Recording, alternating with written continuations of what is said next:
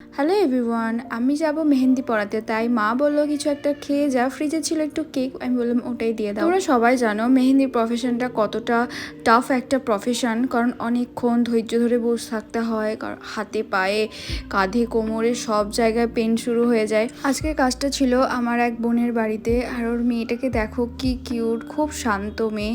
তবে হ্যাঁ, আমি গেছি, আমার জিনিসপত্র দেখে ওর এত ভালো লেগে গেছে যে আমাকে কোনো মতেই কোন বানাতে দেবে না, শুধু আমার কাছে চলে আসছে। আমাদের সব জিনিসপত্র নিয়ে ঘাটাঘাটি করবে। তো ওখানে তো অনেক ছুঁচ থাকে, যেগুলো দিয়ে আমরা কোন বানাই সেগুলো তো লেগে যেতে পারে, সেজন্য আমি আমার কোমরের বেল্টটাকে খুলে দিয়েছি। বাচ্চা থাকলে কাজটা করা খুবই টাফ হয়ে যায়। প্রত্যেকটা মায়ের মন বাচ্চার দিকেই পড়ে থাকে যে আমার বাচ্চাটা যাতে না কাঁদে, আর আমাদেরকেও তখন কাজটা ভীষণ তাড়াতাড়ি করতে হয়।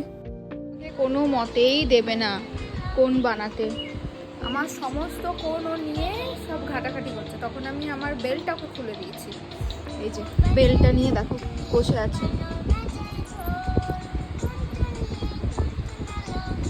এ চালিয়ে ফেললি তো ফোনটা, ফোনটা তো অন করে ফেললি। কয় রে, এইদিকে তাকা। এই টাকলু, টাকলু, এ টাকলু, ভাত খেতে যাবি? হ্যাঁ, ভাত খেতে যাবি? তরকারি ভাত খাবে সকালে করে, নাহলে সকালে করে খায় না। বাবা, বনা কি বলছে? হ্যাঁ, আমাদের সাথেই খায় সকালে। এ বনা কি বলছে?